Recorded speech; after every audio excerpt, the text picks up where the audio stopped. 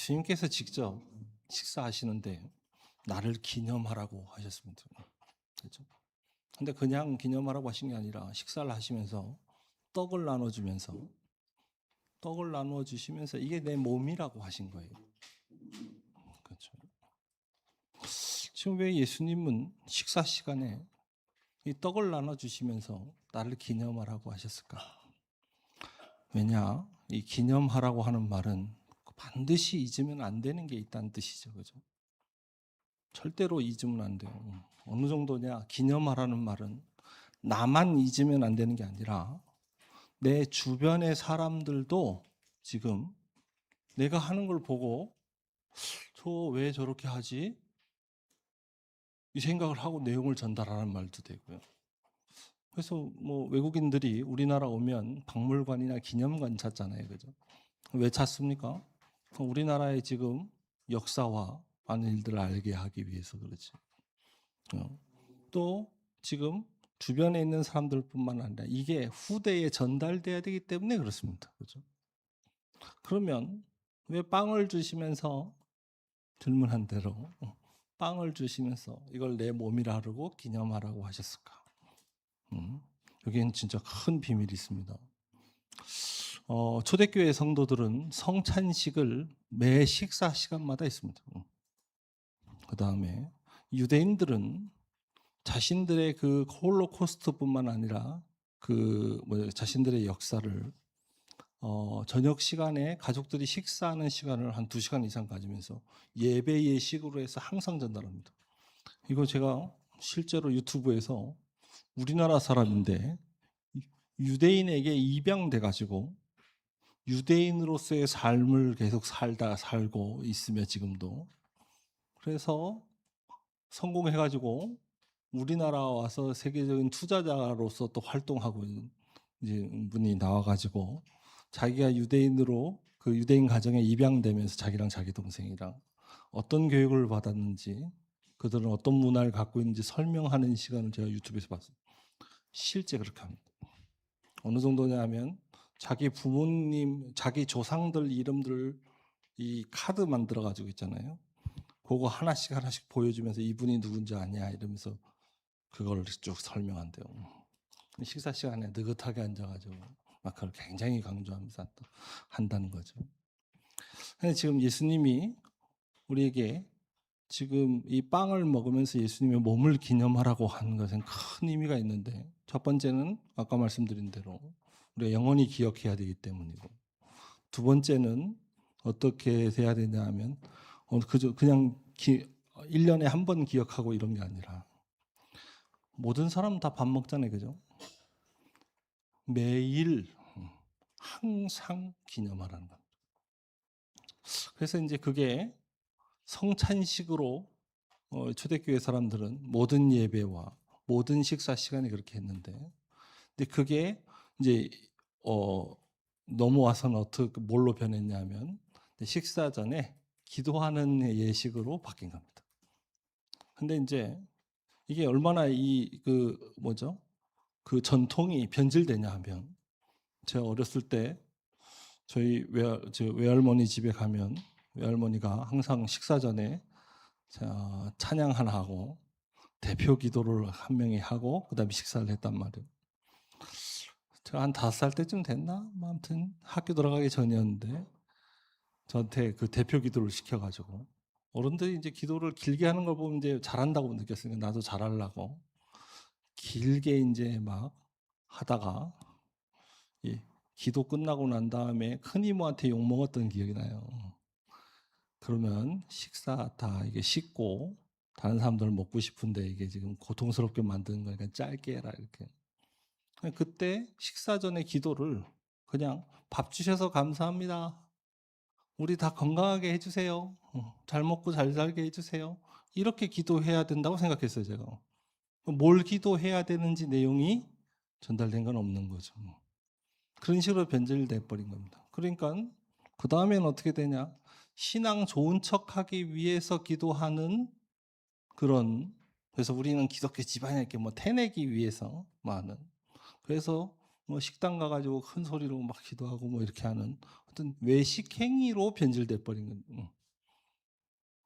예수님은 지금 그걸 말씀하신 게 아닙니다. 그래서 오늘 말씀 통해서 우리가 뭘 꼭 좀 확인해야 되냐 하면 지금 우리가 진짜로 기념해야 될 게 뭐냐는 겁니다. 그렇죠. 우리가 반드시 꼭 기념해야 될 게 뭐냐. 오늘 아주 중요한, 어떻게 보면 이게 결론인데,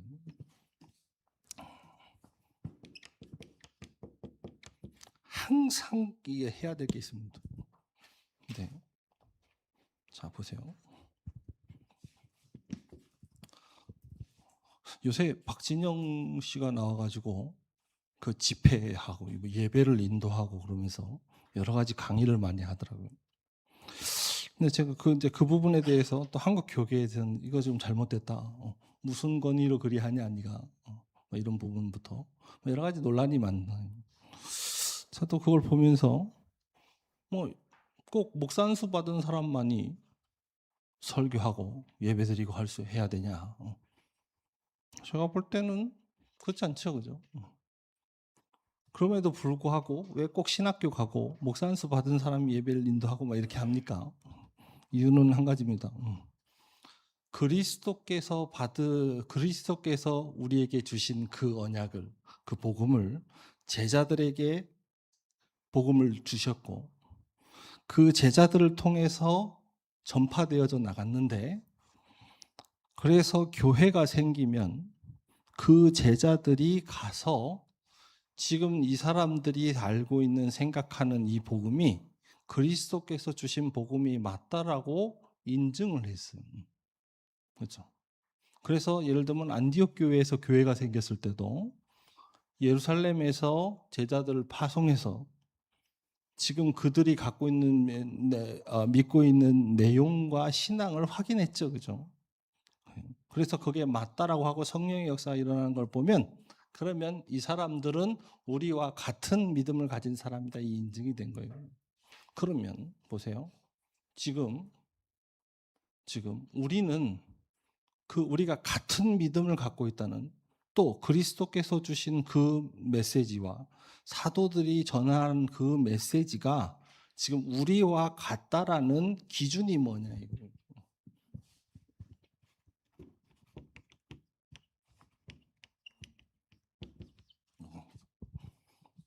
오늘 그래서 그리스도에 대해서 우리가 완전히 답을 내야 되겠습니다. 그래서 지금 사도행전 17장 1절에서 9절 보면 바울이 가서 이걸 얘기하죠. 뭐냐면 그냥 얘기한 게 아니라 그리스도께서 해 받으셔야 할 것과 그리스도의 죽음과 그가 부활하심을 얘기했다. 그죠? 그리고 마지막으로 뭐라고 되어 있냐면 예수가 그리스도임을 증명했다.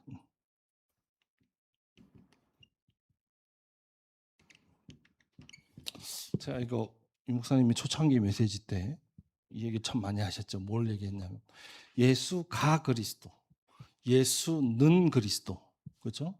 예수 그리스도, 뭔 차이냐는 겁니다. 그렇죠? 차이가 있다는 거예요. 요때 바울은 뭐라 그러냐면 예수가 그리스도임을 증명했다고 되어 있습니다. 그 다음에 베드로는 뭐라 그랬냐, 마태복음 16장 16절에 주는 그리스도시요. 그래서 그 말은 무슨 뜻이냐? 예수는 그리스도시요, 이 말이에요. 그죠?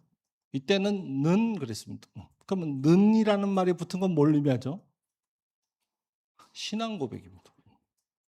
내가 나에게 얘기하는 겁니다. 그죠? 근데 예수가 그리스도란 말은 무슨 뜻이에요? 다른 사람에게 지금 이걸 지금 전달하는 겁니다. 이거죠. 그렇죠? 자, 보세요. 그리스도의 죽음, 지금 여기서 얘기한 건 뭐냐 하면 예수를 설명하고 있는 게 아닙니다. 그리스도를 설명하고 있는 겁니다. 그리스도는 직분이죠. 그러면 누가 진짜 그리스도냐? 그럼 이 말은 무슨 말이냐 하면 지금 구원이 뭐냐는 겁니다. 요번에 우리 처가 쪽 친척분이 돌아가셨는데 그 집이 아주 독실한 몇 대째 되는 여호와 증인입니다. 저는 이제 뭐 발의는 참석을 안 하고 이제 첫날만 갔다 왔는데 인사차 저희 최 장로님이 이제 가셨다가 발의는 하는 데서 근데 그 가족들이 기도를 하는데 예수 그리스도의 이름으로 기도합니다. 라고 기도를 마지막에 했다는 거예요. 이 사람들이. 그래서 저 사람들도 예수 그리스도를 믿는가? 우리가 그럼 같은 거 아닌가? 이런 생각이 들잖아요. 그래서 제가 일주일 동안 여호와 증인의 교리에 대해서 연구를 했습니다. 쭉 찾아보니까 이 사람들이 지금 예수 그리스도라고 말하지만 이 사람들은 지금 그리스도의 조건, 즉 무엇이 구원이냐가 우리가 생각이 다릅니다. 지금 맞죠? 무엇이 구원이라고 생각하느냐? 이번 주 토요일 날 기도수첩에 보면 아주 재밌는 얘기가 나와요. 이스라엘 백성이 출애굽해서 가나안 땅에 들어가기만 하면 그때부터 큰 축복을 받을 거라고 생각했다는 거예요. 근데 막상 이스라엘 백성이 그 고생을 해서 광야 40년을 지나서 가나안 땅을 완전히 정복을 했는데 그때부터 어땠습니까? 블레셋으로부터 14대 동안 고난당했습니다. 그럼 이게 도대체 뭐냐는 거죠. 지금 이스라엘 백성이 가나안 땅에 들어가서 가나안 땅에만 들어가기만 하면 이제부터 나는 이제 큰 축복을 받을 거라고 한 그 큰 축복이 잘못된 생각이었던 구원에 대한 오해입니다. 그렇죠? 뭐가 구원인지를 모른다 이 말이에요. 그렇죠? 지금 모든 이단들이 종말론 가지고 완전히 지금 잘못된 얘기를 하고 있는데 이 사람들은 그러면 왜 그러냐? 문제를 다르게 보고 있습니다. 뭐가 진짜 문제냐? 진짜 문제는 의식주입니다. 사실은. 이 사람들의 지금 진짜 문제는 의식주예요. 이 땅에 살면서의 고통이에요. 이 의식주 때문에 생기는 문제라고 생각하는 겁니다. 그래서 내가 이 땅에서 하나님 뜻대로 착하게 잘 살고 덕을 쌓으면 나중에 그 의식주에서 해방돼서 그동안 고생한 것에 대한 보상을 받게 될 것이라고 생각하는 겁니다. 그렇죠? 그 생각으로 이스라엘 백성이 가나안 땅에 입국했는데 문제는 또 무너진 거예요. 구원이 뭐냔 말이에요. 예수님이 왜 죽으심으로 말미암아 지금 이 그리스도는 왜 죽으셔야 되냐면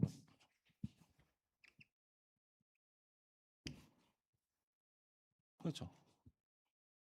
그래서 정말 생각해봐야 돼요. 자 보세요, 여러분 정말 아주 이상한 질문을 한번 해볼게요.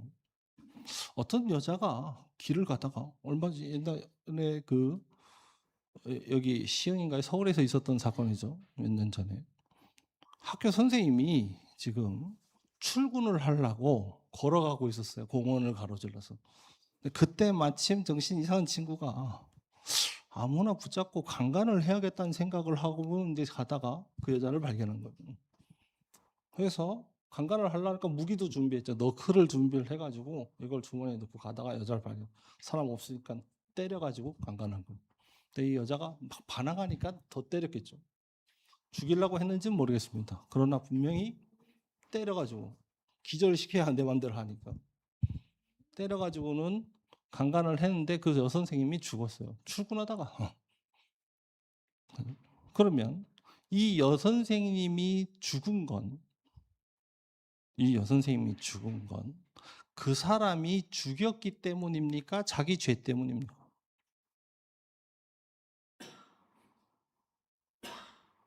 자, 사람은 왜 죽죠? 자기 죄 때문에 죽어요. 모든 인간은 자기 죄 때문에 죽습니다. 그렇죠? 근데 가다가 그런 일로 죽은 겁니다. 그렇죠? 그럼 이 사람이 죽은 건 자기 죄 때문입니까? 아니면 그 사람 때문입니까?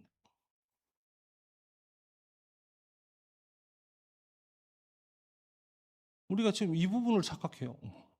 이걸 착각하니까 어떻게 되냐 하면 이게 지금 율법주의로 가요. 어떻게 그런 짓을 할 수가 있느냐? 어떻게 그런 놈을 내버려 둘 수 있느냐?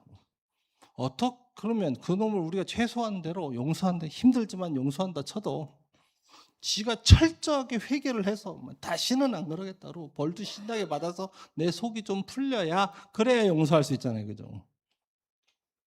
왜냐? 이 사람의 죽음을 억울하다고 보기 때문에요. 무슨 말인지 이해됩니까?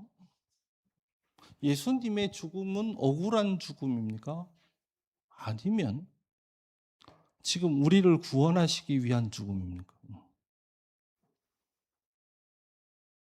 모든 죽음엔 억울함이 없습니다. 왜냐? 죽는 것은 자기 죄 때문에 죽는 것이기 때문에 그렇습니다. 그걸 이해해야 돼요. 그러니까 그걸 이해를 못하니까 사람들이 어떻게 하느냐? 다른 쪽으로 흘러가요. 자, 보세요. 이건 되게 중요한 부분인데, 이건 정말 보세요. 그러면 왜 죄 지은 사람을 우리가 용서해야 하는가? 그럼 용서는 상대가 회개할 때 용서해야 되는가? 아니면 상대가 회개하지 않더라도 용서해야 되는가? 이걸 지금 이 부분을 잘 생각해 보시면 이 부분도 굉장한 답이 나와요. 어떤 문제가 되냐 하면요. 보세요. 예수님 뭐라 그러셨냐? 오늘 본문에 보면 가룟 유다가 지금 가룟 유다를 지목해서 나를 팔 거라고 그러셨죠. 근데 지금 내가 십자가를 지는 이 고난을 당하는 것은 내가 스스로 그 짐을 지는 것이지만 나를 파는 자는 파는 행위로 인하여 저주를 받을 거래요. 요게 지금 나를 죽인 사람, 예를 들면 그 여자를 강간하고 죽인 사람이 받게 될 저주예요. 그죠? 무슨 말인지 이해됩니까? 그 저주를 푸는 것이 회개, 용서입니다. 그 사람에게 그 저주를 풀어줄 수 있는 방법은 뭐냐? 그 비가 당한 내가 그를 용서하는 겁니다. 무슨 말인지 이해됩니까? 그렇죠? 그러나 그 사람이 내가 용서했지만 회개 안 할 수도 있어요. 그죠? 나는 필요 없어요. 가식 떨지 마. 나는 죽을 거야. 이미 난 죽은 놈과 다름이 없어. 뭐 이 사건을 저지르기 전에도 난 죽은 놈이었어. 그렇습니다. 맞는 말이에요. 그래서 끝까지 안 받을 수도 있어요. 그러나 그거는 나와 상관이 없죠.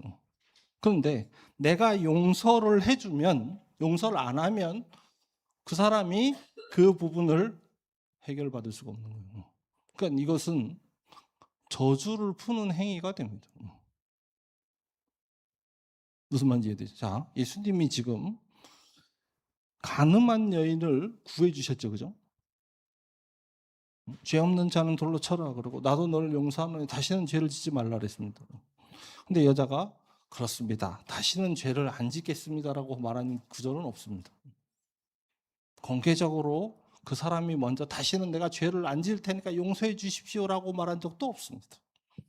그렇죠? 예수님이 먼저 용서하셨어요. 그리고 다시는 죄를 짓지 말라고 기회를 주신 거죠. 그죠? 그런데 그 사람이 또 했다. 그건 그 사람 문제입니다. 그러나 내가 용서하는 것은 내가 그 사람의 구원을 막지 않겠다는 거예요. 왜냐? 하나님이 예수님이 내가 예수님을 믿기 전에, 내가 회개하기 전에 십자가를 지셨습니다. 그렇죠? 내가 선악과를 따먹기 전에 하나님은 그리스도를 준비하셨습니다. 그렇죠? 그래서 하나님이 지금 살 수 있는 길을 먼저 열어주신 그 은혜를 알기 때문에 내가 그 구원의 은혜 속에 있기 때문에 용서하는 거예요. 하나님은 그걸 의로 여기시고, 그렇죠? 거기에 그거를 축복하시는 거예요. 그건 내가 하나님께 받은 은혜를 안다는 뜻이 돼요. 굉장히 큰 의미가 있어요. 그러니까 제가 볼 때는요, 지금 율법주의와 복음주의를 우리가 사실은 이해 못하고 있을 수 있어요. 왜냐하면 저도 제 마음에 뉴스에서 그런 사건 보면 있잖아요. 검사들 형량 때리는 거, 저걸 찢어 죽여야지 저거를, 이런 생각을 해요. 그러면 뭐 형량을 세게 때리지 말란 말이냐? 그 말은 아니에요. 어떻게 때려도 상관이 없어요. 이 사람이 감옥 안에 있나 밖에 있나 그건 중요하잖아요. 근데 문제는 뭐냐면 그 사람의 영혼이 구원받는다는 것이, 그 사람의 영혼이 그가 구원받아야 할 영혼이라는 사실을 나는 지금 이 지점을 이 지점을 놓치기 때문에 사실 적용 못하는 겁니다. 그 사건에서. 너무 어려운 얘기라 한 명은 손톱을 물어뜯고 손톱을 정리하고 한 분은 이게 막 이렇게, 이게 지금 근데 이해해요. 이게 지금 되게 어려운 얘기예요. 근데 이게 반드시 이해돼야 되는 거예요. 그래서 지금 이 부분에 대한 제목이 묵상시대로 붙은 거예요. 우리는 정말 이 부분을 지금 뭐냐 하면 그리스도의 당위성을 묵상해야 돼요. 안 그러면 우리 삶의 문제에 있어서 우리에게 닥치는 많은 실제 문제들 속에서 복음을 못 누려요. 그렇죠. 세상 사람이 똑같이 생각하는 겁니다. 예수님은, 아니, 그리스도는 반드시 죽으셔야 돼요. 왜냐? 이 문제를 해결해야 되기 때문에. 그렇죠. 왜 예수님은 동정녀의 몸에서 나셨는가? 죄가 없으셔야 돼. 그렇죠? 죄가 없는데 죽어야 돼. 모든 사람은 억울한 누명을 써서 죽더라도 그 누명 자체는 억울할 수 있지만, 내가 죽는 이유에 대해서 세상이 붙여놓은 이름은 억울할 수 있지만 그가 죽는 것은 억울함이 없어요. 그렇죠. 그런데 예수님은, 그렇죠? 예수님의 죄명은 뭐랄까, 그 시대의 법에서 자기가 그리스도라고 하니까 신성 모독 이런 걸 붙여서 뭐 그게 죄가 될 수 있지만, 실제로는 예수님은 죽으실 수가 없는 분인 거예요. 죄가 없기 때문에. 그래서 예수님이 죄가 없으신 육신의 몸을 입고 이 땅에 오셔서 죽으셨다는 말은, 그거는 예수님이 죄가 있었다는 뜻이 아니고, 그렇죠? 우리의 죄가 사해졌다 이 말이에요. 이걸 믿어야 돼요. 오직 의인은 믿음으로 말미암아 살리람과 같은 일. 반드시 믿어야 돼요. 마음으로 믿어 의에 이르고. 그렇습니다. 이걸 믿지 않으면 의에 이를 수 없습니다. 그렇죠. 우리가 그걸 진짜로 내 입으로 시인했다면, 예수는 그리스도 했다면, 실제 우리는 그 사건에서 구원을 얻습니다. 그렇죠. 입으로 시인하여 구원에 이르는. 그래서요, 우리가 지금 예배 전에 찬양하거나 우리가 대표로 기도하거나 그것뿐만 아니라 실제 통성으로 기도하거나 이렇게 하는 행위는 굉장히 큰 의미가 있습니다. 어때요? 실제 구원에 이르는 행위예요. 진짜 너무 중요한 얘기예요. 그렇죠. 그리고 지금 그 죄가 다 끝났어. 그래서 이제는 어떻게 되냐? 영원한 축복 속에 우리가 들어가고, 지금도 살아계셔서 우리와 함께 하셔야 돼요. 그 그리스도는. 왜냐? 과거에만 필요하고 지금 우리에겐 필요 없는 게 아니에요. 그가 진짜 그리스도라는 증거로, 하나님이시라는 증거로 부활하셔야만 해요. 이 조건을 얘기한 겁니다. 그리스도는 반드시 죄가 없는데 죽어야 하고, 그가 죄가 없고 우리의 죄가 끝났다는 증거로 부활하셔야 돼요. 그렇지 않은 사람은 그리스도의 자격이 안 돼요. 그렇죠. 그렇지 않은 존재는 그리스도가 아닌 거예요. 그런데 그 조건에 맞은 분이 인류 역사상 단 한 분이었는데, 그분이 나사렛 예수였다는 거예요. 그렇죠. 그분이 지금 사실은 동정녀 몸에 나으시고 본디오 빌라도에게 고난을 받아서 십자가에 죽으시고 사흘 만에 부활하셨다. 그 조건에 맞는 분은 예수님뿐이 없어요. 그렇죠? 그를 믿음으로 말미암아 구원하는 것입니다. 우리가 믿는 구원은, 그렇죠? 우리에게 필요한 구원은 이게 없어져야 돼요. 자, 보세요. 그러면 어저께 유튜브 보니까 또 기독교 방송 이런 거 나와요. 또 뭐냐면 어떤 목사님이 목사 안수를 받았는데 목사 안수를 받고 난 지 얼마 안 돼서 자식도 다 죽고 그 다음에 부인도 죽었던. 그래서 기독교 방송 무슨 크로스 뷰 이래가지고 그렇게 해서 영상이 나오더라고요. 뭐 놀라서 보질 않았습니다. 저는 그렇게 생각했어요. 그걸 보고. 그게 무슨 상관입니까? 자, 보세요. 자, 내가 구원받았는데 길 가다가 강도 만나서 죽었어요. 또는 세월호 타고 가다가 빠져 죽었어요. 내 죽음은 내 죄 때문에 죽는 것이 아닙니다. 구원받은 자는. 하나님의 뜻이 있어서 하나님이 불러가시는 겁니다. 무슨 말인지 이해됩니까? 자, 모든 문제는 구원받지 못한 사람의 모든 문제는 그의 운명이자, 그렇죠? 그것 때문에 고통당하다 죽어야 되는 죄값입니다. 그렇죠?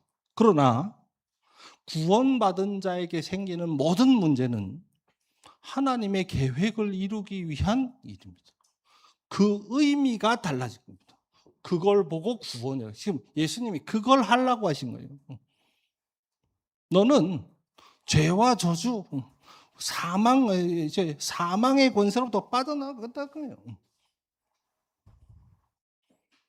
그렇죠?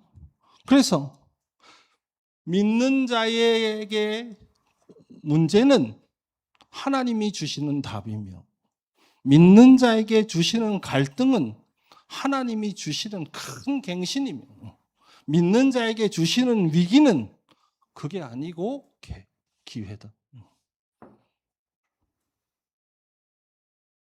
무슨 말인지 이해되시죠? 지금 우리가 예수님의 몸을 먹음으로 인하여, 그러니까 우리가 먹을 때마다 믿는 자가 밥을 먹는 것은 그냥 먹고 살기 위해서 먹는 것이 아니고 뭐냐 하면 우리의 이 문제가 근원적인 문제가 끝났다는 의미라는 거예요. 그래서 내 몸을 먹으라고 한 거예요. 그 몸을 죄값으로 주셨기 때문에, 우리의 죄값으로 해결하셨기 때문에. 이해됐죠? 두 번째입니다. 너무 중요한 얘기예요. 제가 너무 이거 하고 싶었어요, 사실. 왜냐하면 이 메시지가 사실 목사님 주신 메시지가 너무 뭐냐면 지금 초창기에는 이것만 했단 말이에요, 목사님. 왜 그랬느냐? 지금 이걸 각인시켜야 되는 시기이기 때문에. 근데 지금은 어디까지 왔습니까? 세계복음화라고 하는 큰 시대가 열렸어요. 실제로. 그래서 그 부분을 끊임없이 기억하라고 앞에 이거 넣고, 그러면 우리가 받은 그 여정과 지금 하나님이 주고 계신 이정표까지 설명을 다 하다 보니까 이게 기도 수업을 제가 렘넌트들이랑 하다 이렇게 보면 서론 얘기하다 보면 길어져요. 근데 거기서 끝나도 충분하다는 생각이 전 들어요, 사실. 왜냐면 거기서 은혜 다 받게. 뒤엔 얘기하면 어지러워져요. 그렇죠? 제가 그래서 이거 너무 하고 싶었는데 사실 오늘 하나님께서 제게 이 본문과 이걸 주셔서 너무 감사하다. 너무 중요해요. 왜냐하면 우리가 지금 사실 이걸 못하기 때문에. 저도 그렇고 여러분도 그렇고. 오늘부터 우리는 오늘 이 언약을 통해서 완전히 그리스도 누리는 그 축복 속으로, 그 은혜 속으로 들어가야 되겠습니다. 자, 두 번째 뭡니까? 그리스도의 완전성입니다. 다 여러분 들어서 아실 거예요. 근데 지금 문제는 듣고 무슨 의미인지 우리가 생각해야 돼요. 그리스도의 완전성을 왜 유목사님이 5 그리스도로 설명했냐 한번 보세요. 첫 번째가 영세전 그리스도입니다. 또 그러니까 그리스도가 5명이란 말이냐부터 제가 뭐 무식한 소리를 할 게 막 안 들어도 들려. 바깥에서 욕하는 사람들이. 그 말이 아닙니다. 영세전부터 하나님께서는 영세전에 이미 이 복음을 준비하고 계셨습니다. 증거가 뭐죠? 근거가 뭡니까? 영세전에 우리를 택했다라고 성경은 기록되어 있습니다. 그러니까 우리가 존재하기 이전에, 그죠? 우리가 이 땅에 태어나기 이전에 우리가 어느 시대에 어떤 가문을 통해서 어떻게 태어날지를 하나님은 이미 알고 계셨고, 그런 나를 불러다가 쓰실 계획을 이미 갖고 계셨다. 제자들을 부른 장면에서도 성경은 뭐라고 뭐냐면, 아는 자를 부르셨고, 부른 자를 의롭게 하셨고, 그 자를 영화롭게 하셨다고 되어 있습니다. 또 뭐라고 되어 있냐면, 원하시는 자들을 불렀다고 되어 있습니다. 그렇죠? 그 모든 게 전부 다 뭘 의미하죠? 하나님의 계획이 내가 존재하기 이전에 이미 있었고, 나는 그 안에 이미 포함되어 있었다. 내가 존재하기 이전에 하나님의 계획 속에 내가 포함되어 있었다는 거예요. 그렇죠? 하나님은 처음부터 우리 이 세상을 만들고 인간을 만들고 우리를 창조하시기 이전부터 뭘 생각하셨냐? 우리를 완벽하게 구원하실 계획을 가지고 있었다. 그래서 왜 그랬느냐? 영세전에 있는 요게 있었기 때문에. 왜 복음을 준비하셨냐? 영세전에. 우리가 창조되기 이전부터 문제가 있었다는 거예요. 그게 사단입니다. 그게 흑암이고요. 그렇죠? 왜 다락방 사단을 자꾸 강조하냐 이렇게 하면, 죄를 지은 건 우리가 한 게 분명히 맞습니다. 그런데 그러면 그 죄의 기원이 어디 있느냐? 그게 지금 사단으로부터 있는 거예요. 그렇죠? 그래서 그 근원적 문제가 이미 있기 때문에 하나님은 그 근원적인 문제를 해결하시기 전에, 세상을 창조하기 전에 이미 그 문제에 대한 답도 준비하십니다. 그걸 누려야 돼요. 이걸 누리는 게 왜 중요하냐? 왜냐하면 내가 무슨 잘못을 했길래 이런 문제가 오느냐? 그렇습니다. 저는 우리 목사님 아프신 거 보면 그런 생각이 들어요. 제가 지금 목사님이 아프신 때 그 나이를 이제 조금 지났습니다. 처음 쓰러지셨을 때. 목사님이 어느 정도로 혈압 관리를 철저하게 하셨냐면, 막 고기도 막 꼭 쌈에 싸서 드시고, 마늘을 넣어서 드시고, 그거 어릴 때부터 저희한테 다 그렇게 시켰어요. 초등학교 이렇게 저학년 이렇게 어릴 때도 쌈에 안 싸먹으면 욕 먹었습니다. 마늘도 넣어서 먹어라 이러고. 그리고 고기도 좀 뭐랄까, 이게 그때는 돼지고기가 안 좋다 그래가지고 막 일부러 처음엔 소고기 먹다가 나중에는 오리고기로 바꿔가지고 제가 삼겹살 처음 먹었을 때가 고등학생 때였나 그렇게 기억해요 제가. 그 전에 못 먹어봤었죠. 목사님 건강 때문에. 그랬는데 쓰러지신 거예요. 그것도 선교지에 가셔가지고. 제가 나이가 들고 여러 가지 상황과 지금 상황에서 내가 목사님이 제 나이 때 쓰러지셨으니까, 제가 지금 나이에 쓰러지면 뇌출혈로 그 다음에 어떻게 될까? 이런 생각을 많이 해본 거죠. 이유를 모를 문제가 쏟아지는 겁니다. 그러면 그럼 목사님이 뭘 잘못해서 그러냐? 필리핀을 안 갔으면 됐겠냐? 저는 그런 문제 아니라고 생각해요. 그렇죠. 진짜는 여기서 와요. 왜 많은 사람들이 무당 찾아가고 점 보고 자기 미래를 궁금해하고 그런 저주가 생기지 않게 하기 위해서 부적 쓰고 굿합니까? 이유는 그거예요. 막을 길이 없어. 그렇죠? 막을 길이 없어. 이걸 봐야 돼요. 무슨 말인지 이해되십니까? 중요해요. 보세요. 만약에 지금 예를 들어서 우리가 갖고 있는 상처를 한번 생각해 봐요. 내가 갖고 있는 가장 큰 트라우마 상처를 생각해 봐요.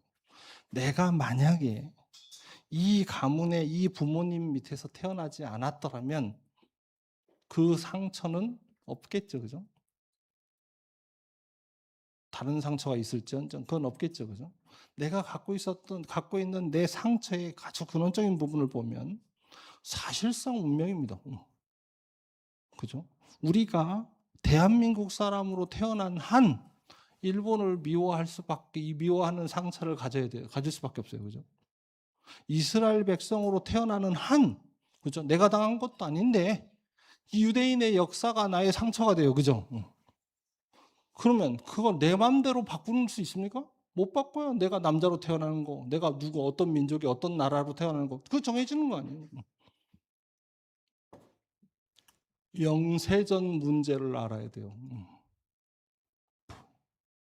무슨 말인지 이해되면 그리스도를 안다는 것은 영세전의 문제를 알아야 돼요.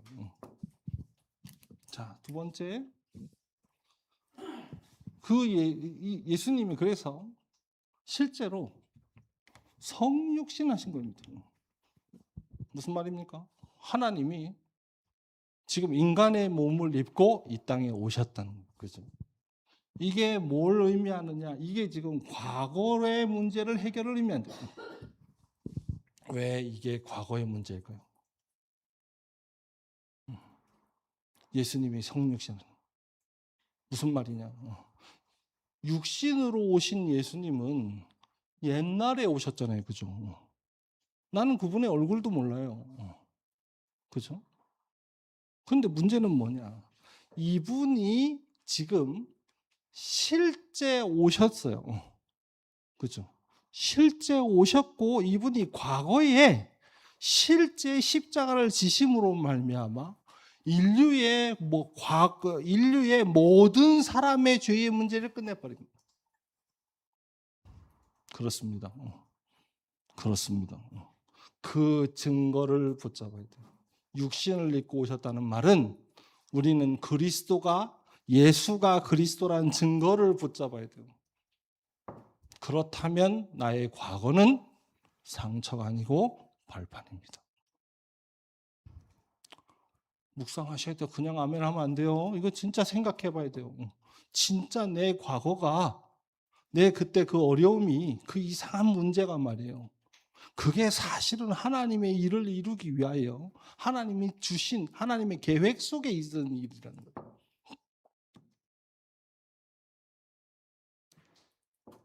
예수님이 육신을 입고 이 땅에 오셔서 십자가를 지시고 죽으셨다는 것이 그 증거라는 거예요. 이거 진짜 이것만 해도 이거는 진짜 포럼을 할 수밖에 없잖아요. 그죠? 세 번째. 자, 그뿐만 아니라 예수님은 지금 그 그리스도는 부활하셔야 돼요. 그러면 그 부활이 의미하는 그 구원이 응답이 뭡니까? 그게 현재라는 거예요. 왜냐? 예수님이 부활은 지금도 살아계셔서 우리와 함께 하신다는 뜻이기 때문에. 그렇죠. 그 부활하신 예수님은 우리의 과거의 모든 문제는 근원적인 문제라는 건 인류의 문제라고 치자면 과거라고 하는 말은 뭐냐면 우리 각 개인의 모든 그 저주와 재앙이 없어졌다는 겁니다. 그렇죠. 없어졌다는 거예요. 과거는 그대로 있는데 옛날에 있었던 그 사건은 그대로 있는데 문제는 거기서 재앙이 사라져 버렸다는 거예요. 그럼 무슨 뜻이에요? 그럼 뭐가 됩니까? 그게 발판이고 그게 축복이라는 거예요. 그렇죠. 엄마가 돌아가셨어요. 그게 내 인생의 큰 트라우마가 되고 평생 나는 그 트라우마 속에서 그 상처 속에서 내 운명대로 살아가야 돼요. 근데 문제는 뭐냐? 하는 그리스도를 성육신 하신 그리스도를 그 증거를 붙잡고 그게 사실이라면 그렇다면 그 과거는 사실상 나에게 저주로 온 게 아니에요. 하나님의 계획으로 바뀐다는 거예요. 나의 다른 이유가 되는 거예요. 진짜 생각해야 돼요. 이게 이런 결론들이 안 나니까 우리가 어떻게 되냐면 문제 오면 다 그대로 과거에 빠지고요. 그렇죠? 그대로 지금 뭐냐면 현재를 못 누리고요. 그대로 근원적인 그 문제 속으로 빠져 들어간다니까요. 네 번째, 재림주로 오실 그리스도 알아야 돼요. 무슨 말이냐? 미래입니다. 반드시 끝이 있습니다. 누군데냐? 반드시 시은이는 언젠가 죽습니다. 그 날을 시은이도 저도 모릅니다. 그렇죠? 소윤이도 반드시 언젠가 죽습니다. 그렇죠? 그 끝이 언제인지 모릅니다. 자, 이 시대도 반드시 언젠가 끝납니다. 그래서 지구도 언젠간 반드시 끝납니다. 근데 그 때가 언제인지 몰라요. 그렇죠? 그러나 언젠간 반드시 끝나요. 근데 그 끝을 우리는 아는데 문제는 뭐냐면 그게 끝나지 않는다라고 할 때, 그렇죠? 내가 영원히 산다라고 하는데 지금 내 상황이 이렇고 내 어려움이 이렇고 그게 계속돼. 그러면 다르게 살아야 되겠죠, 그죠? 하나님 뭐라 그러시냐? 예수님 뭐라 하시냐? 예루살렘 멸망할 거라는 거예요. 나를 위해 울지 말고 후대를 위해서 울래. 그렇죠? 완전히 멸망됐을 때 실제 역사가 어땠는지 여러분 아시지 않습니까? 폼페이 폭발 일어나고 많은 박해가 있었습니다. 그죠? 예수님이 그때 당시에도 잘 나가는 게 뭐고 유리한 게 뭐고 누가 더 낫고 못하고 그런 다 있죠, 그죠? 근데 예수님은 그게 중요한 게 아니라는 겁니다. 끝이 오는데 그래서 너희는 이걸 붙잡으라는 거예요. 미래에 대해서 말씀하셨어요. 그게 기준입니다.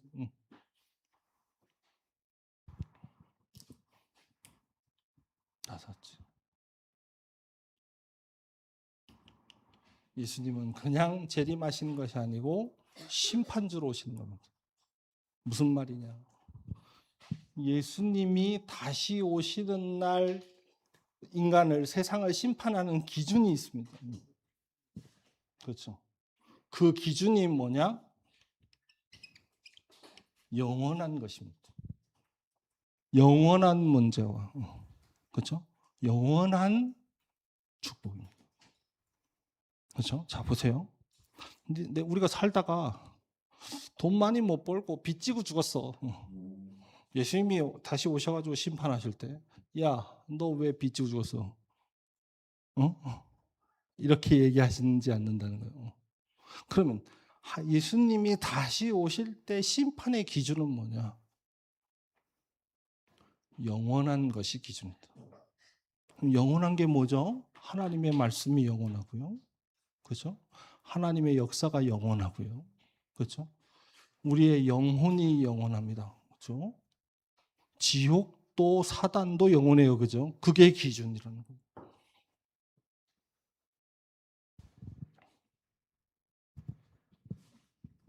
그래서 요 내용을 여러분이 보시고 무슨 답이 나와야 되느냐?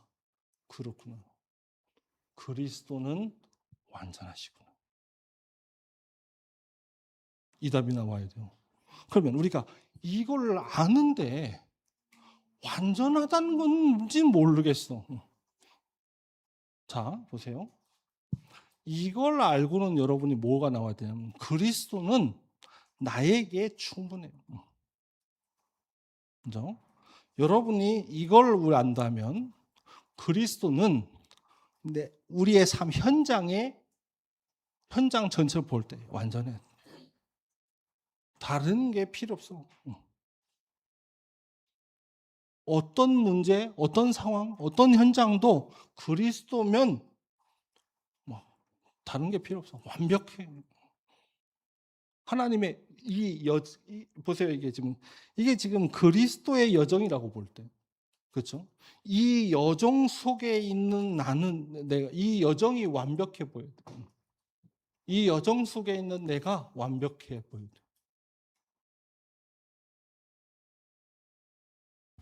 자, 세 번째입니다. 그래서 우리는 그리스도의 당위성과 그리스도의 완전성 알았기 때문에 우리가 세 번째 다 내야 된 답은 뭐냐? 그렇다면 그리스도는 모든 것이든. 자, 요게 지금 뭐냐? 요거예요. 우린 자, 요게 지금 뭐냐? 위드 임마누엘 넘어서 원냈습니다. 자, 왜 그러냐 보세요. 그리스도는 당연해. 그리스도는 필연적이야. 너무 필요해. 그리스도는 절대적이야. 요 답이 나온 거 보세요. 그리스도의 당연성. 그렇습니다. 나에 대한 100%입니다. 그죠? 내가 다 있어도 이 문제 해결 안 되면 안 돼. 그렇죠? 끊임없이 찾아와. 영세전의 문제가 날 덮죠. 나에게 어떤 상황이 주어져도 나는 행복할 수 없어요. 그렇죠? 그래서 이걸 바꾸고 저걸 바꾸고 저걸 바꾸고 평생을 행복을 위해서 돌아다녔는데 행복을 찾아 막 갈급하게 돌아다니면 돌아다닐수록 어떻게 되죠? 점점 더 비참해져요. 그러니까 살아갈 수가 없는 상황이 되는 거예요. 거기서 발견된 그리스도의 결론입니다. 당연히 그리스도. 끝입니다. 그리스도의 필연성입니다. 무슨 말입니까? 어디에 가도 어떤 문제를 봐도 그리스도 말고는 다른 게 필요한 게 없어.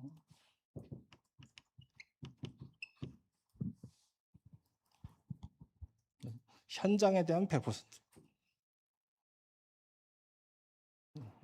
뭘 봐도 그리스도 말고는 진짜 필요한 게 없어. 다른 게 자꾸 필요해 보이잖아요. 이게 지금 내가 그리스도를 모른다는 뜻이에요. 그렇죠. 진짜 우리가 정말 지금 우리가 완전 이거는 이 부분을 가지고 부딪혀야 되는 거예요. 완전히 그리스도로 담내야 돼요.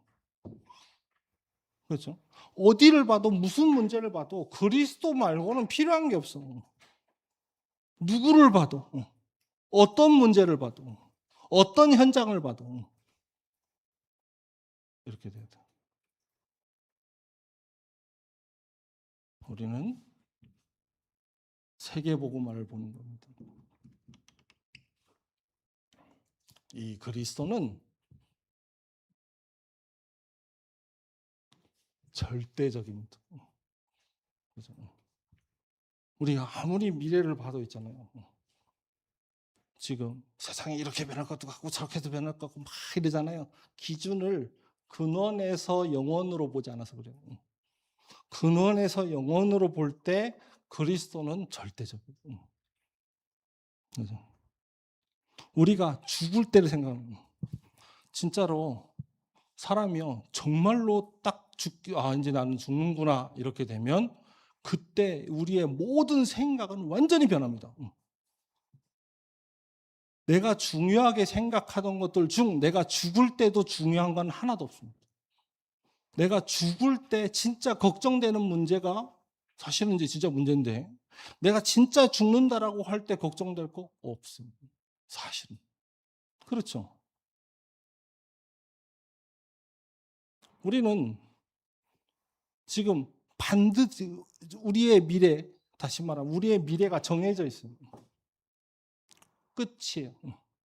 종말이 있습니다. 그리고 심판이 있습니다. 그렇죠. 분명히 내 인생은 언젠가 죽어요. 일찍 죽을 수도 있고 너무 놀랍게도 너무 오래 살 수도 있어요. 그렇죠?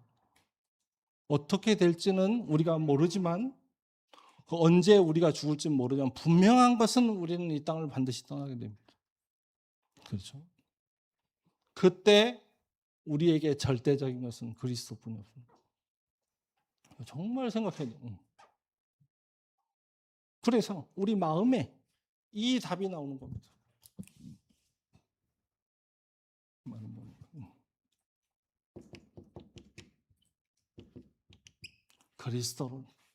그리스도는 충분하다. 그리스도는 완전하시다. 그리스도는 모든 것이다. 이 답이 나오는 겁니다. 그렇죠? 예수는 그리스도입니다. 바울은 거기서 이제 전달하기 위해서 예수가 그리스도입니다. 그렇죠? 그래서 예수 그리스도입니다. 예수의 완전성. 이해되시죠? 이게 이해가 안 되는 게 어떤 면에서 맞을 거예요. 이게 너무 사실은 중요한 얘기이기 때문에. 그렇죠? 우리가 날마다 항상 이거를 기억하고 기념하고 묵상해야 되는 이유가 뭐냐 하면 우리는 지금 그리스도를 요 정도 아는 겁니다. 그런데 어떤 문제를 만나면 그 문제와 그리스도가 지금 연결이 안 되는 겁니다. 그죠? 우리는 그래서 순식간에 그리스도를 놓치기 때문에 어떻게 되냐 하면 그 문제를 나의 각인된 나의 망대로 보는 거예요. 그러니까 어떻게 되냐? 계속해서 나는 이 복음에 대해서 이 그리스도에 대해서 깊은 답을 얻지 못해요. 그러니까 어떻게 되냐? 무능에 빠지는 겁니다. 그렇죠? 그러니까 그래서 또 어떻게 되냐? 지금 현장의 지도자와 기성세대를 살리는 답을 못 주는 겁니다. 그렇죠? 그게 문제가 아닙니다. 지금 노동자들이 고생하다가 막 하다가 막 사고로 죽었는데 보상도 안 나오고 사고가 왜 나왔냐 보니까 너무 무리하게 일하고 막 있는 이거 법으로 뜯어고쳐야 된다. 이 기업가 놈들 나쁜 놈이다. 이러고 반대쪽에서는 야 지금 전 세계가 지금 말이야 이렇게 막 경쟁하고 해가지고 지금 하루하루가 죽음과 삶의 기로에 망할 것이냐 성장할 것이냐 기로에 서 있는데 이 정신 나간 놈들이 지 밥 먹는 것밖에 생각 못 해가지고 그런 건 하나도 모르고 맨날 데모하니까 이 나라가 되겠냐 미래가 있겠냐 이러고 둘이 싸우잖아요. 그죠? 그럼 우리는 그 문제 속에서 둘 중에 한 편에 서요. 왜냐? 이 답이 안 나가지고. 그래서 지금 우리가 지금 이해되는 것, 지금 믿어지는 것 있을 겁니다. 그걸로부터 시작하는데 문제는 어떻게 되냐? 요 답이 나올 때까지 들어가요. 무슨 말인지 이해되시죠? 자, 오늘 본문 가지고 서론이 사실은 단데 확인 좀 해보겠습니다. 자, 짧게 할게요. 자, 그럼 오늘 봄에 보니까 설명이 다 됐지만 뭘 기념하라 그랬냐? 그리스도의 몸을 기념해라. 빵을 주시면서 이 빵이 내 몸이다 이렇게 말씀하신 건 너가 빵을 먹을 때마다 내 몸을 생각해라 이런 얘기잖아요. 그죠? 왜 기념하라고 하셨을까요? 왜 그리스도의 몸이 필요하고 중요했을까요?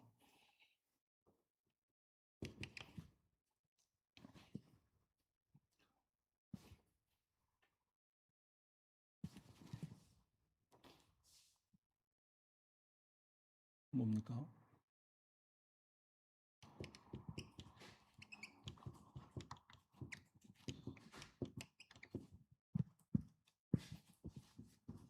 이걸 얘기하는 겁니다.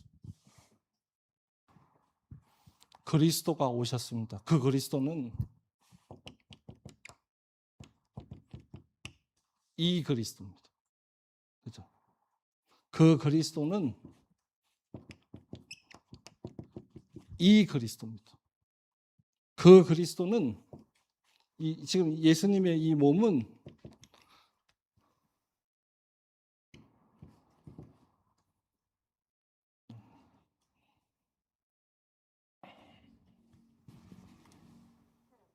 내가 내게 지시한 땅으로 가라. 그리스도가 오실 땅으로 가라. 복의 근원이 되게 하시는 그 근원인 그리스도십니다. 근원을 해결하시는 그리스도십니다. 이 그리스도는 그래서 노예된 사단에 노예된 인간을 해방하실 그리스도입니다. 그렇죠? 이 그리스도는 그렇습니다. 우리와 임마누엘 부활하셔서 우리와 영원히 함께 하실 그리스도입니다. 그 그리스도가 오신 겁니다.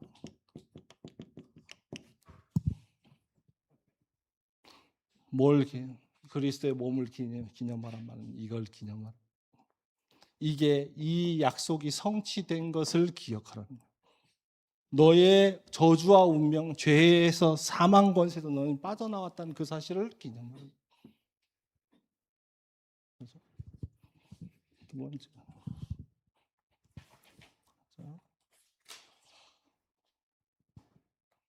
예수님이 그 다음에 뭐라 그러셨냐면 지금 내 포도주를 주시면서 이것은 내가 너와 맺은 피로 맺은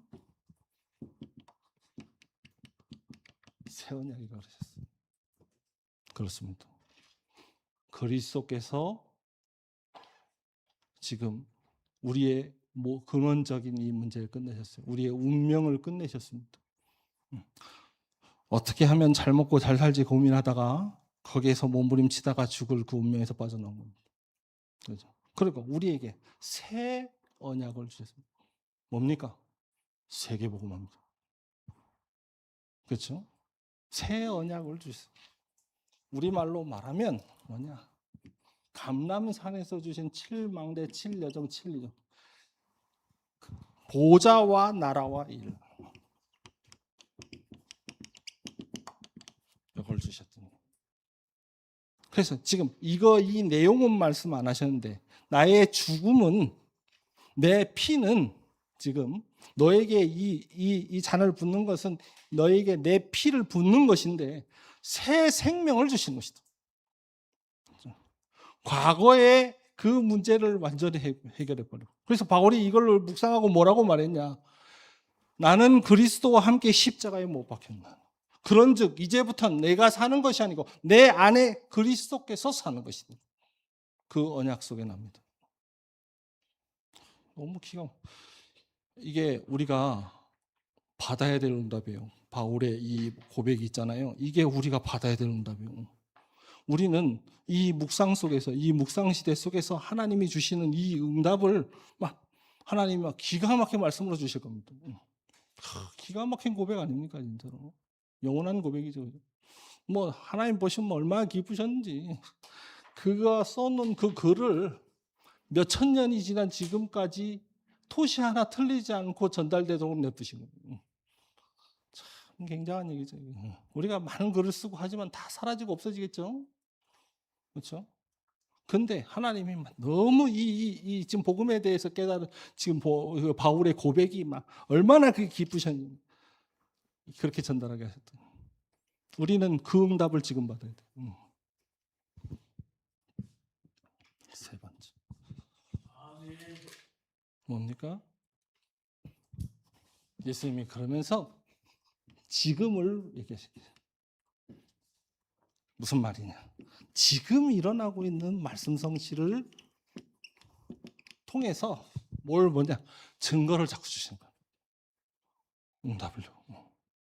그래서 뭐라 그러냐? 베드로에게 내가 너를 위해서 기도한다. 오늘 성경 구절에 보면 진짜 너무 그렇죠.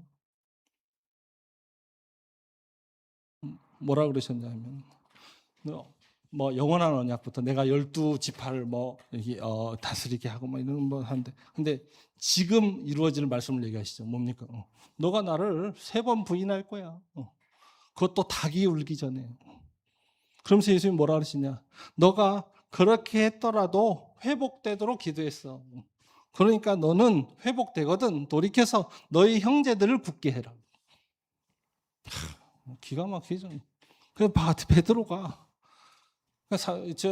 법정에서 핍박당하고 나서 돌아가면서 이제 한 말이 있어요. 예수님이 말씀하신 그대로 내가 핍박당하는 걸 보고 기뻐했다고 되어 있습니다. 왜 그랬을까요? 예수님이 약속하신 그 약속 안에 내가 있다는 증거가 말씀 성취가 내 안에 계속 이루어지는 거예요. 남들은 모르지. 또 들어가지고 두들겨 맞고 왔으니까 슬프겠지라고 생각하겠지. 그게 아니에요. 말씀이 성취되어 가는 속에 내가 있는 거예요. 그게 지금 계속 오는 겁니다. 그렇죠. 그래서 예수님이 지금 제자들에게 이 식사 시간에 말씀하신 대로 싹 다 이루어졌죠. 그죠. 그렇죠. 증거입니다. 우리는 그 응답을 계속 받게 돼요. 자, 그러면 마지막으로 중요한 결론 내고 마치겠습니다. 자, 너무 중요한 결론입니다. 예수님이 지금 이걸 하시면서 뭘 얘기했냐? 전대와 배낭과 검을 얘기했습니다. 그건 무슨 말이냐? 준비하라는 얘기입니다. 그죠? 자, 우리는 지금 이 그리스도 하나님이 주실 이 세계복음화라는 언약을 붙잡고 뭐 했냐? 300% 준비해야 돼요. 우리가 준비해야 되는 300% 아시죠?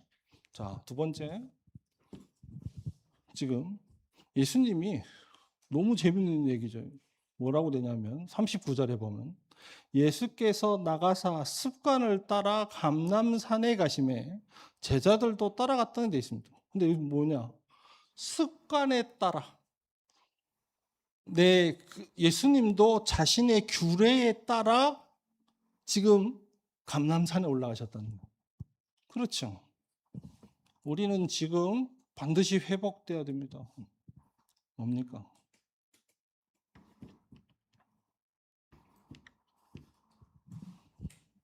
기도 300%만 기도 회복되는. 여기서 더 필요한 건 뭐냐면 지금 나의 기도에 대한 규례가 있어야 돼요. 그죠? 또 뭐라고 되어 있냐면요. 지금 예수님이 뭐라고 하셨냐면 그들에게 이르시되 유혹에 빠지지 않게 기도하라. 그죠? 또 시험에 들지 않게 일어나 기도해라.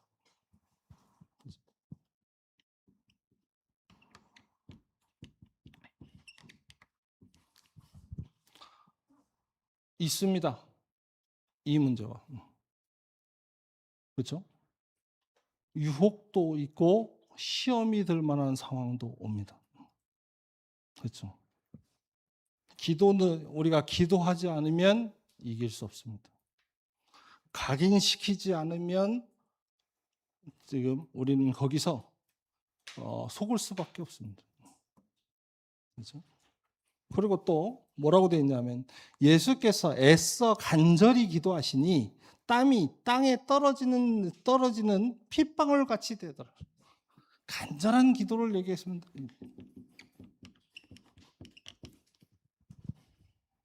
제가 이 장면을 보면서 처음으로 그 생각 들었어요. 뭐냐 하면 이때 예수님이 이 막 간절하게 그냥 기도했다라고 표현되는데 어떻게 기도하셨을까? 하나님, 내게 힘을 주십시오, 힘을 주십시오, 힘을 주십시오. 이렇게 했을까요? 지금 내가 좀 있으면 십자가를 되는 내가 이 시험에서 빠지지 않게 해주십시오. 이렇게 했을까? 저는 안 그랬을 것 같아요. 그럼 뭐냐? 전 여기서 이거 했을 것 같아요. 왜냐하면 제가 그 미국에 갔을 때 우리 같이 들으셨죠? 오수왕 목사 사위 아니 장인어른 이분이 밤마다 기도하시는데 호흡 기도를 1시간씩 하신대요. 집중적으로. 어떻게 되냐? 이게 호흡을 1시간 동안 아주 세게 하면 어떻게 되냐면 온 몸이 땀에 확 젖어가지고 막 팬티 바람이 된대요. 너무 쏟아져가지고. 그때가 저희가 갔는데 겨울이었잖아요. 그때 조원사님도 계셨죠. 또. 겨울이었는데 반팔에 반바지 입고 다니시는 거죠. 호흡 기도를 한 뒤로 감기에 걸린 적이 단 한 번도 없대요. 다시 말하면 힘을 회복하는 기도가 아니야. 왜냐하면 지금 내게 닥칠 그 일이 말이에요. 이게 어마어마한 고통이에요. 그죠? 예수님 그걸 아신단 말이에요. 완전히 힘을 회복하는 거예요. 저는 마지막으로 뭘 얘기하고 싶나요? 지금. 자.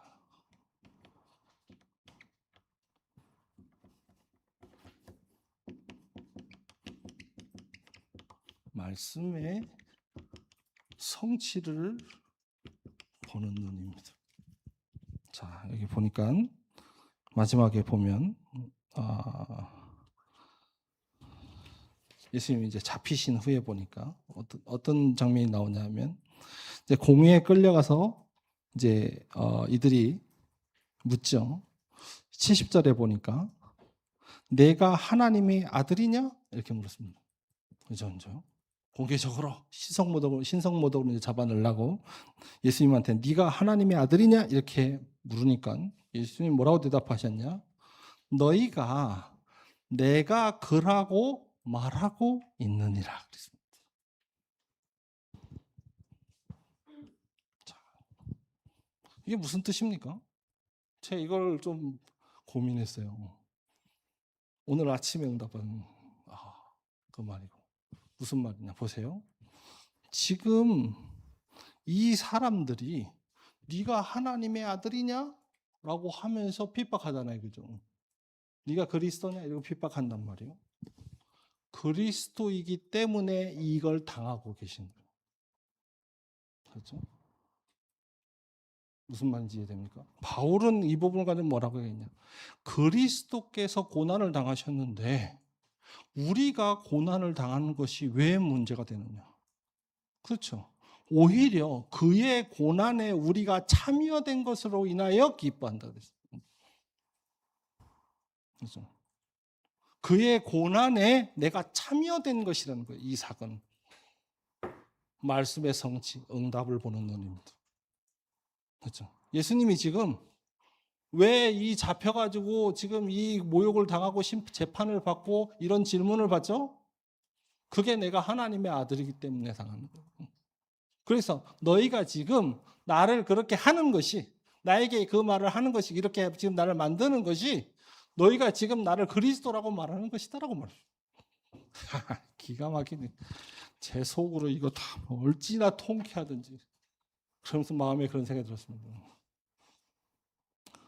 누가 막을 수 있겠냐 이 말씀의 성취를. 그렇죠. 누가 이거를 방해할 수 있겠는가 이 하나님의 역사를. 그렇죠. 막 방해하려고 힘을 쓰는 것이, 우리를 방해하려고 힘을 쓰는 것이 그게 바로 하나님이 지금 우리와 함께 계시고 세계복음화 하신다는 증거라는 거예요. 무슨 말인지 이해되십니까?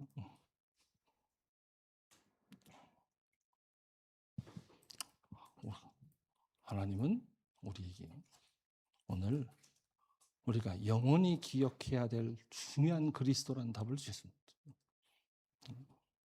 이 언약을 붙잡고 우리가 정말로 삶 시대를 여는, 정말로 세계복음화에 지금 이 땅에 다가오는 이 재앙을 막을 삶 시대의 언약을 회복하는 우리 초영교회 성도님이 되시기를 주의 이름으로 축원합니다. 너무 하고 싶었던 얘기를 실컷 할 수 있어서 하나님께 감사를 드립니다. 진짜로 저는 소원 성취했습니다.